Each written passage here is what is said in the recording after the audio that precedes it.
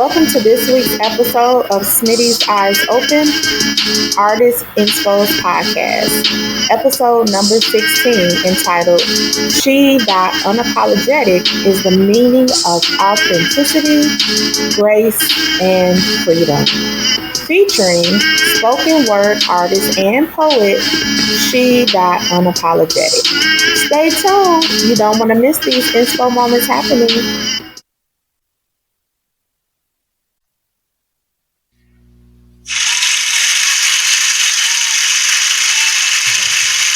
Welcome to this week's episode of Smitty's Eyes Open, Artists Inspos, where we inspire and admire, motivate and elevate, and shine by design. On this week's episode, we have She.Unapologetic. And the name of the episode, which was inspired by She.Unapologetic, is She.Unapologetic is the meaning of authenticity, grace, and freedom. And I'm just going to read you a little bit more about this young lady who is dynamic and extraordinary. She.Unapologetic is a dynamic performance artist from Chicago's South Side. With a passion for the arts since the age of 3, Sabrina has dazzled audiences nationwide through her performances with esteemed organizations like the Chicago Opera Theater. She co-created the collective in Chicago to uplift voices in the poetry community. A former member of the Grammy-winning Fisk Jubilee Singers, She.Unapologetic captivates audiences with her raw authenticity and powerful storytelling, inspiring everyone to embrace their unique selves. Without further ado, let's give it up for She.Unapologetic. Yay! Hey girl. Hey. I'm noticing this shirt though. It just caught me. Perfect. You know, I love it. yeah, this is one of the ones I messed up, so I get to keep it for myself. It's not supposed to look like that. It's not supposed to. Nobody knows. That's the secret. That's So the you secret. do have a clothing line, huh? I got a lie. It's so dope. I got a lie. Let's just start. I just go all over the place. Let's just start. Yes. She.Unapologetic. Where did the name come from? That's a good one. So She.Unapologetic is two parts. There's the she, because I am a woman, and I love being a woman. I love everything about what it means to be a woman. That's right. I couldn't imagine myself as anything but a woman, and there's a period after the she, because it's a period. She. I'm a girl. I saw that period. I like period pool. Period pool. Like, no, seriously. Like, I am a woman at the end of the day, right? And everything that means. But the unapologetic comes from the idea that you cannot limit my womanhood. That everything that I am that without apology. And so some people think that women are supposed to be like timid or I don't feel that at all from you. Just like courage. I'm like, she's gonna say, hey, no, woman. Yes, that's what ma'am. said. I love it. Come on, that's what she Yes, said. baby. At the age of 3. Yes. So yeah, that when I chose that name, when I was married at the time, it came out of a birth of me understanding a mental shift that had to happen. That's right. In order for me to fully walk in what I knew God was calling me to. And so yeah, I am she. Don't forget the dot. Unapologetic. I love it. Yeah. Amazing. At the age of 3, you've been. 3. Are you also a singer? So the funny thing is, when I was 3, I wasn't singing. I was dancing. Yes, I started off dancing in church, and then eventually started dancing with the Joffrey Ballet. Before I was a singer, before I was anything else, I was a dancer. I always wanted to be a ballerina. Did you like it? I loved it. I loved it. I got hit by a car when I was 6 years old. Wow. I was. I know, right? Look, Girl, what I got the dance. What? Yeah, it's actually a generational curse. My mama got hit by a car when she was 2. And so yeah, I got hit by a car when I was 6 years old, and I was unconscious for 3 days. And the moment, I'm talking about the moment I woke up, like it was just like boom, I just got up in the bed and started dancing and singing. Right after being hit by a car, huh? Won't Hit by a car. Unconscious 3 days. Woke up dancing and singing. Do it. That's what working on you in that. Yeah. Okay. Wow. Look, and your I got up like with nothing wrong. Like I just was ready to go on stage. I'm just a dance. Okay. You go, girl. So yeah, from a very, very early age, of course, my origin started in church, much like everybody else I know. That's right.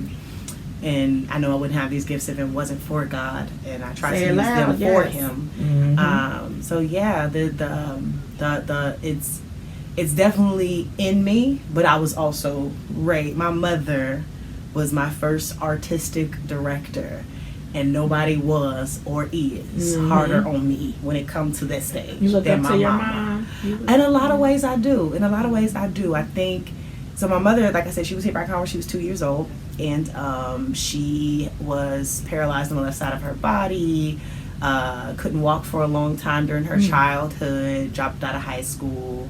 I was her 5th pregnancy, the first successful one. And so she had me when she was 20. Her first pregnancy was at 15. So she had a very troubled history. And despite the fact that my mom didn't have a full high school education, still doesn't to this day. And, you know, doctors pronouncing her like what they called back then partially retarded. Despite her mental capability or struggles, she was still able to pour so much into me. Whether she had me reading chapter after chapter of the Bible, rewriting it, summarizing it, memorizing it. I like my mom. Okay. I'm talking about I'm 6. She got me up Monday, 2 o'clock in the morning. I was Joe Jackson. I was Joe Jackson. I was. Oh, she poured into you. She did, and she still does. She still expects excellence from me. She will tell me about myself if I've not given my all. And so my mother absolutely is an inspiration to me. The fact that she was able to give so much to me, not having it for herself. So yeah, I take a lot of pride in that, for sure. Yeah. Who else has inspired? You have children yourself, and you a mama. Mother of 4, and my children, all my children inspire me every day. Even though right now I'm a little, I'm praying for my children. We're gonna lay hands. We're going through a mental shift. We got to get them together. But no, they are, as individuals, they represent a part of me that I know it's my job to give to and nurture and love in a way that I needed when I was their age. I have 4 children. My oldest is 11. I have an 8-year-old and then 7-year-old twins. Beautiful. Yes. Wow. 2 girls, 2 boys. And to see my 8-year-old writing her own comic books and nice, love it. She gonna be a published author before me. Look at that, you did Okay. And it's like I have to really invest in that. I can't be lazy about that. To see my son, my youngest son, being very athletic, very into just movement. I have to be intentional about that. But even in their hearts and in their personalities, how outspoken my youngest daughter is, how sensitive my oldest daughter is, how much of an extrovert my oldest son is.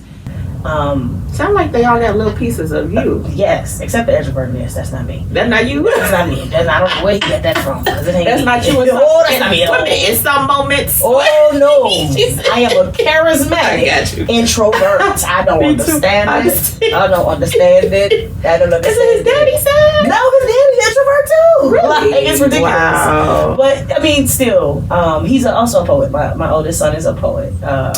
Oh wow. Yeah, he's done. You're a proud mama. Oh, beyond. Yeah. I think I have the most amazing children on earth. I know everybody says that, but I really believe it, and I think I have the proof. I think I can. They strengthen you, don't they? They really do. Yeah, no, they really do. And they push me. They push me to be everything that I say I'm going to be. Like they always. My youngest daughter says, the twins actually.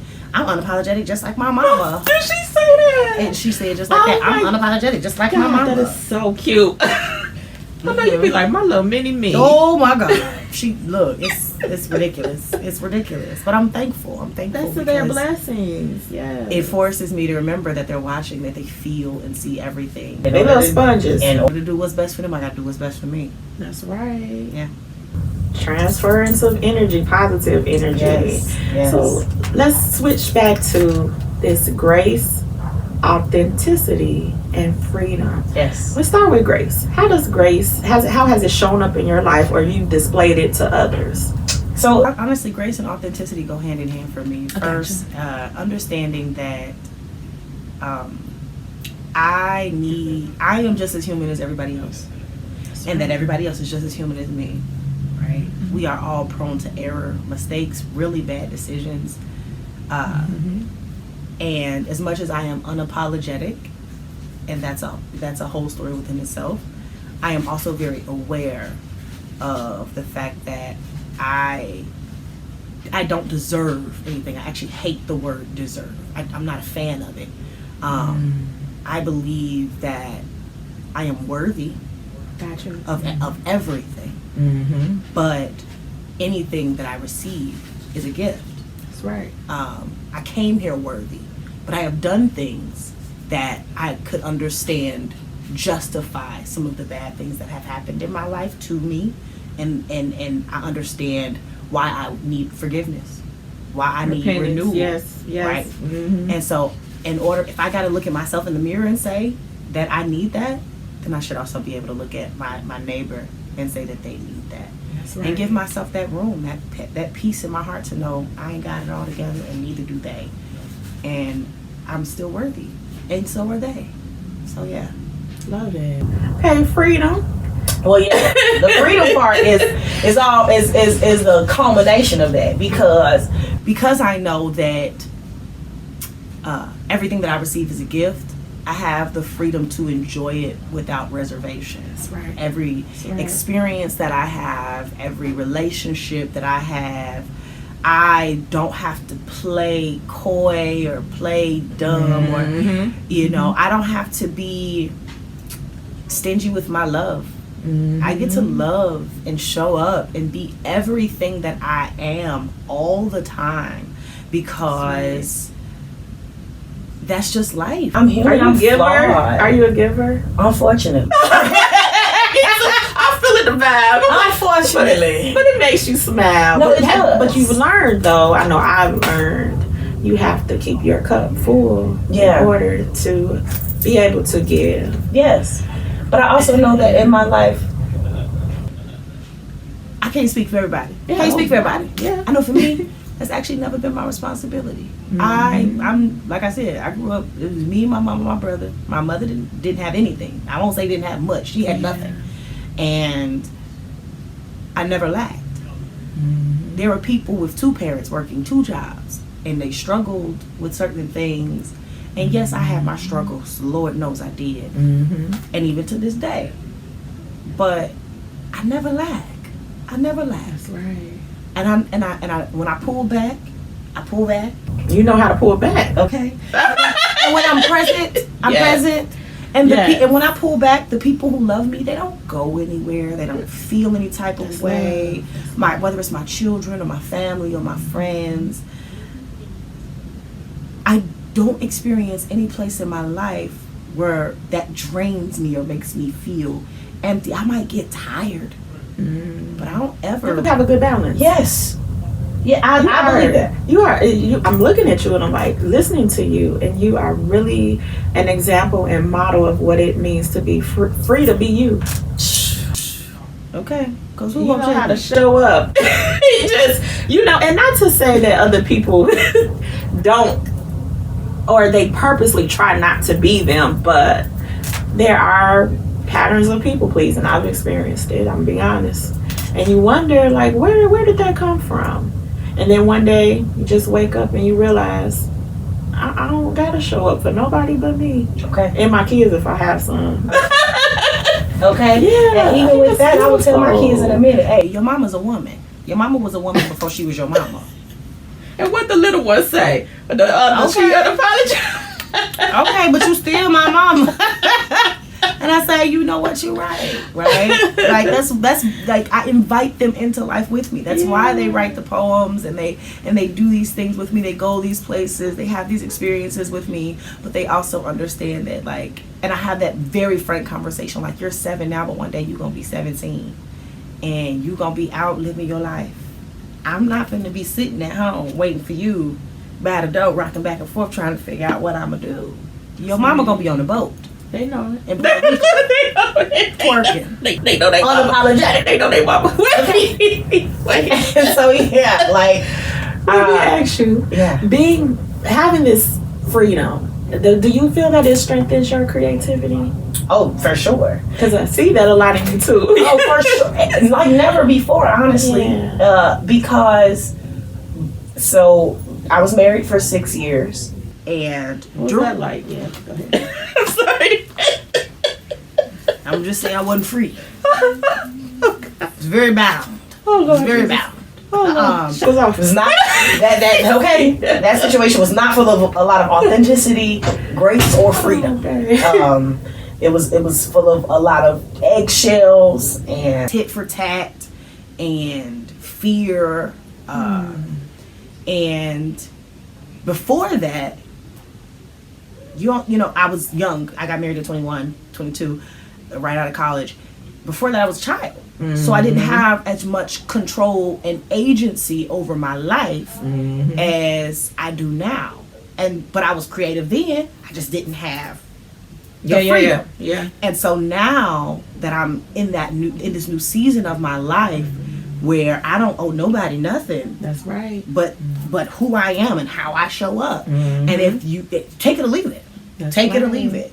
So now I get to explore every different facet of me, and I don't have to worry about embarrassing anybody. I don't have to worry about checking in with anybody. Is this okay to say? Is this okay to be? Does this smear your name? I don't care.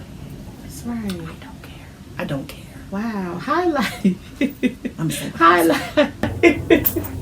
Girl. Woo. Highlighting some of your contributions to community, to the culture. You are, I follow you. I think I first saw you on downtown at Wayne Poetry Night. I was gonna go, but too many people. So I just saw it on TV. I said, oh, she's dope. Okay. And you also lead other events. Let's talk about that. Let people know. I do. Yes, I was a part of the first weekend that Right About Now came to Chicago in 2024. So that was a really amazing experience. But deeper than that, I like you said before, I am a member of the Collective. We are an arts organization. There are 6 of us, and we bring all kinds of arts. We mainly poetry, but singing, dance, photography, storytelling, acting, you name it, we do it. Music, everything. And so that is a space that I get to occupy in conjunction with other artists who I've known for at least 10 years or more. Oh, that's nice. And we have been collaborating since we were teenagers. And so now we are adults with children, and we have so many more stories to tell. And so that's a great space that I get to create in.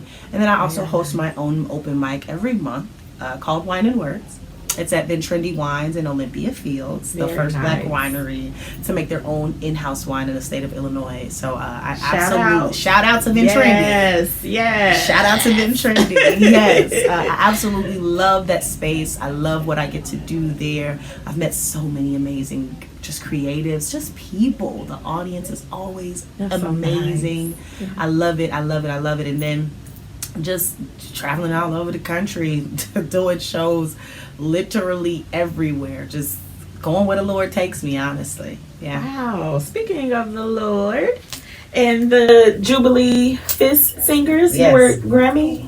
So I wasn't in the Grammy year. Okay, I was before the Grammy. You were before this. Okay, pre. Yes, okay. So I was pre-Grammy years. So. So I went to Fisk University, which is a college at HBCU in Nashville, Tennessee. Shout out to Black people. Yes. And the Fisk Jubilee Singers is an astounding organization that was created by the university in the late 1800s, and really in the dawn of HBCU life.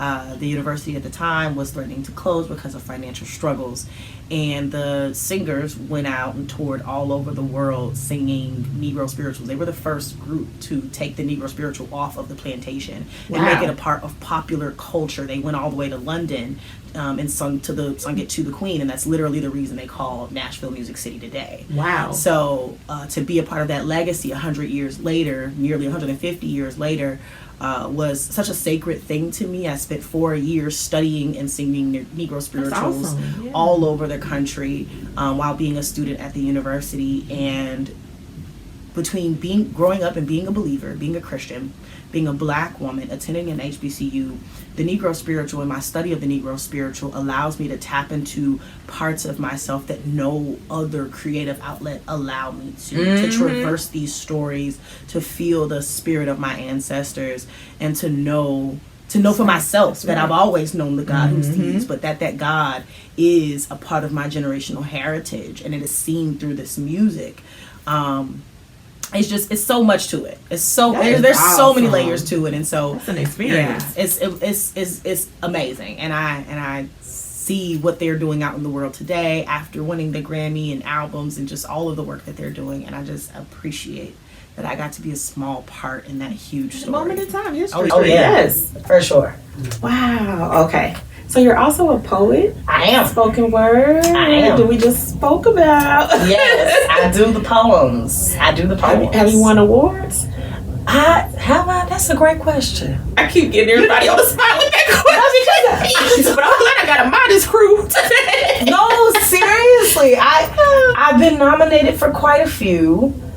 I can't say off the top of my head, I don't think so. No. I could have. Well, I don't feel like an award is coming and you're going to freeze like Beyonce did. Look. It's going to get that.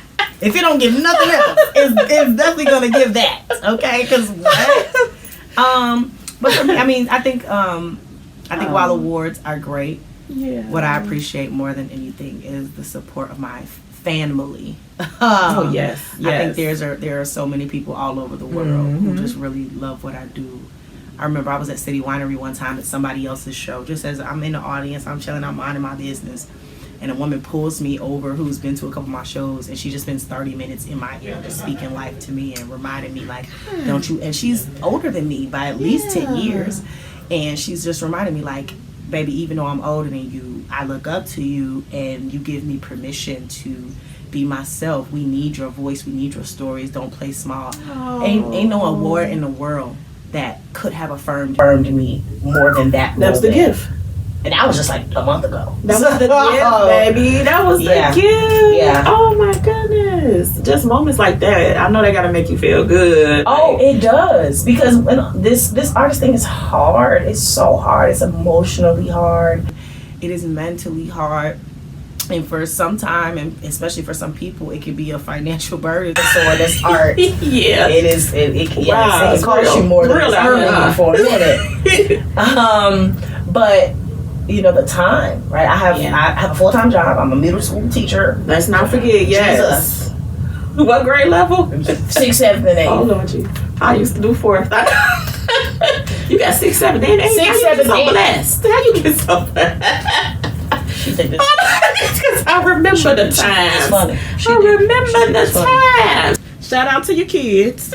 Shout out to my students who stalk my social media. I know they but yeah, no. Between them and then this art, sometimes I do feel like I'm losing that balance that we talked about earlier. I feel like I'm not giving my kids enough time. I feel like I'm not giving myself any time. The mom guilt. Man, that mom guilt is heavy. There have been times where I've left my children crying with my mother to go do a show, and it's like, dang, you know, there are times I homeschooled my children in the earliest years of their life, and after a couple years of being in public school, they want to come back home, and so I'm like, oh baby, I'm working to make it so you can't come back home, because I knew I knew you wasn't built for that out there. You're like, and I'm not built to take care of other people's kids. I'm built to take care of my own. I'm built to give to other people's kids, and that's what I love, right? It's a huge responsibility. But in the constructs of public education in America, it is pure hell.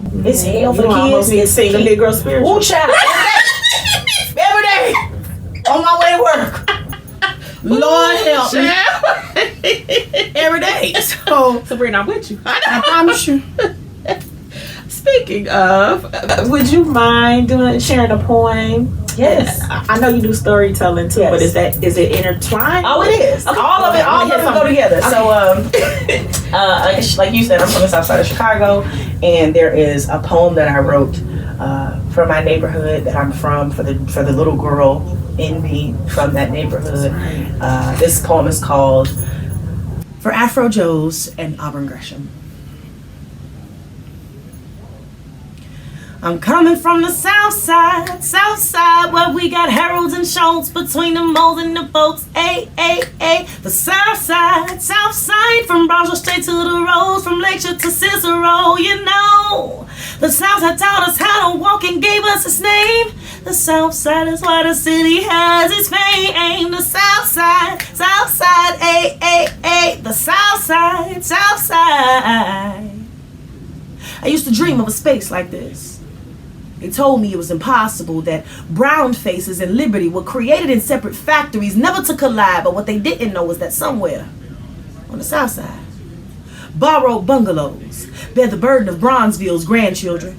Catholic parishes perished in exchange for new faith. Ginger dreamers took flight in the night to make way for the Pullman porters. Wildest dreams. Black faces floored Sangamon and Lowell and Aberdeen and Green and Racine at 18. My grandmother escaped the tyranny of the South. The oppressive hand of parents who didn't understand that she could dream too. My Gima floated down the Mississippi River and fell into the arms of a CTA mechanic. They purchased a home on 86th and Emerald. Blessed the block with 3 beautiful brown children, all baptized in the bosom of that neighborhood where Halstead feels like State Street. It was the center of my world, where a premature cup of coffee meant that I would be short forever. But my Gima did as grandmothers do. She slid me that cup and created the inseparable union between the divine and normal. My Gima be the bishop of the baddest and the boldest, the coldest. Baby B don't play. She raised her troop of poor sinners and created an army. The lineage down Laughlin taught me to confess my sins on Vincennes. My Gima be the best spitter I saw. She bring power to where the room is, taught me where the tomb is, threw my need for perfection there, and pointed me to the one who is. My Gima be the best knitter I know. She weaves tapestries of time and tales of the divine. She be the thread, holding it all together, whatever the loomis.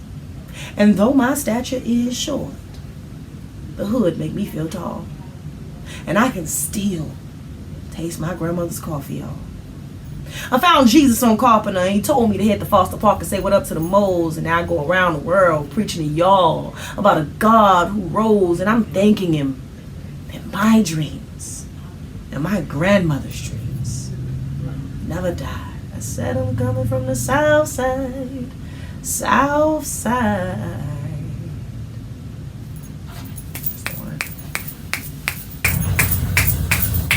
Yeah. Rewind! That's hilarious. Come on for the rewind. Oh, no. Come on for the rewind. Yes.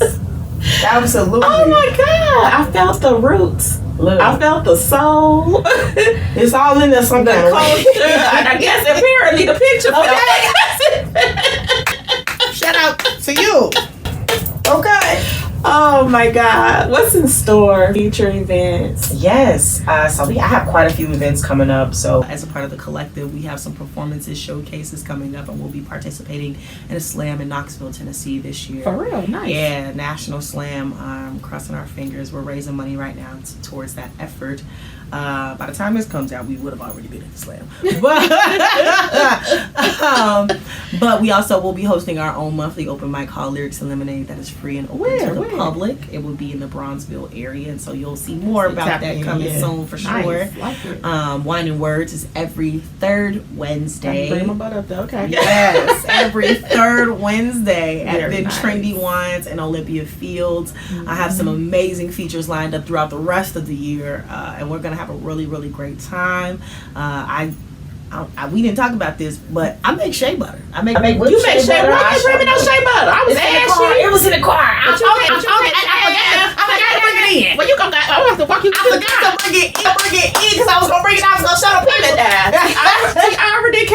without the pound cake. All right. Okay, because I'm pound cake. All right. But I will walk with you to the car. Okay. Yes. So yes, I make shea butter. Many times. Yes. And so on my website, you can visit www.She.Unapologetic.com and you can shop my merch, the shirts, the ones that are made correctly, and the shea butter and all of that, and more merch coming soon. Perfectly imperfect. Like, yes. oh, yeah. It's me. That's the thing. Where's my shirt? That's the thing. Where's my shirt? You didn't slip it. She said, girl, I gotta go on this website. I just yeah. That's beautiful. Yeah, so that's, lots of stuff coming. So much coming. Okay. So yeah. Just stay tuned. Give it up, viewers. She.Unapologetic. Thank you so much for having me.